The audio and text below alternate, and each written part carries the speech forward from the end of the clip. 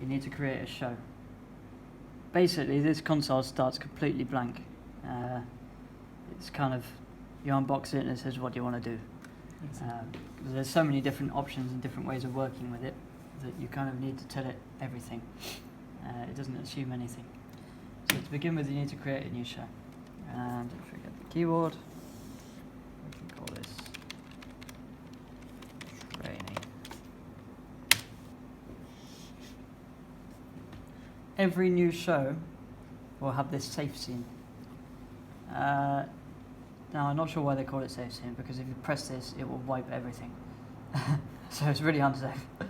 But it will warn you first. So the next thing you need to do is you need to add a new scene, store a new scene. So we can call this, I don't know, we'll call this one before. So we can create more than one scene.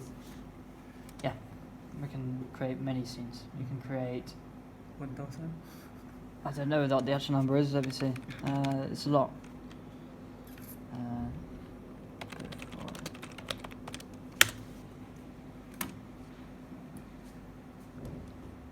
Well, in this list there's 99, but I'm sure you can put more than that. I'm certain of it. Okay. So this is good. Either you can use it just to store different like band settings or whatever. But for different shows, I would save a different show rather than putting everything in one show. But you could automate everything, so you can change the patching, you can change everything with a different scene. But it's better practice to put different shows and different scenes on each show. And if you want to go between the scenes, you can push these buttons. So this is going back to the save scene, which I warned you about already. It says stop, it comes up with a warning.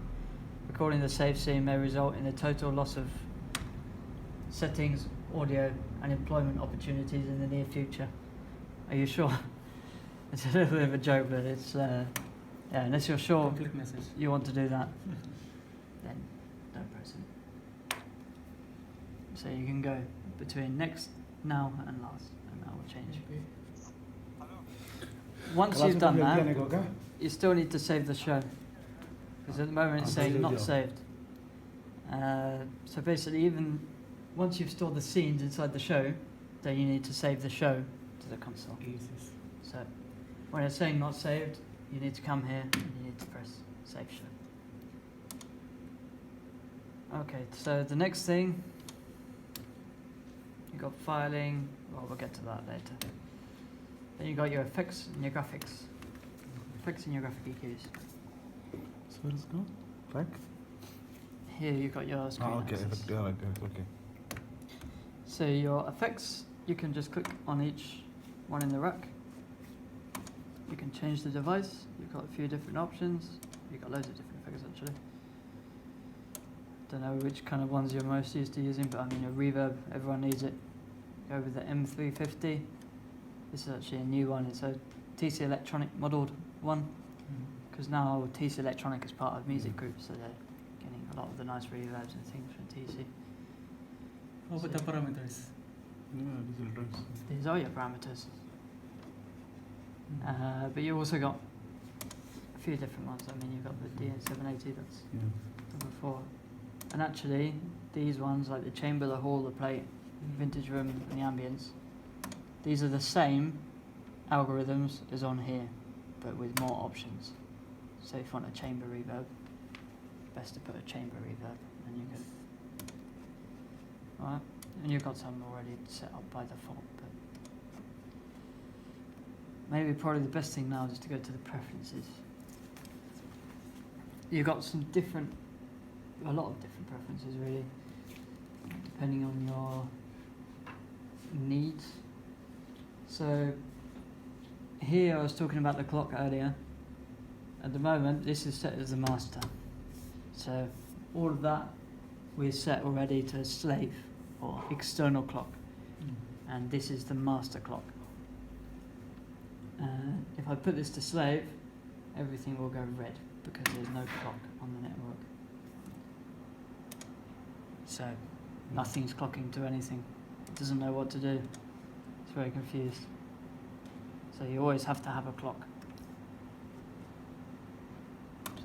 master, yeah. This doesn't do anything if this is the clock master. This only does something if it's the slave. And you can tell it 2 different places to slave from. So in case one of them was to fail or one cable was to go, it could change to the other. But for now, I'll leave this on master. The DSP timeout, basically, inside the console, you've got the DSP section, which handles all the audio, and you have the control section, which is under here, which handles only the control. These are 2 different things completely. They talk to each other over a network cable, and if, for example, the control part of it was to crash, the audio would keep on running. The audio would not stop. Unless you have this DSP timeout. At the moment it's on infinite, and by default it's on infinite. So forever, if you've lost control of your faders, it will still keep on passing audio, but you will have no control. If you turn this off infinite and turn it to whatever period you want, it will eventually stop the audio automatically after whatever number you set here, 10 seconds to 600 seconds. Okay? But if you leave that on infinite, audio will keep on running forever, even if this is disconnected. So whatever, even if you pulled down your master fader, it would do nothing because it's got nothing controlling it. Foot switches, well, we don't have those, so no problem. Fan speed, actually this will automatically adjust itself, but It will be fast. if you want, you can leave it on fast. I mean, generally, have it on medium. Okay. Unless you're outside in the summer, then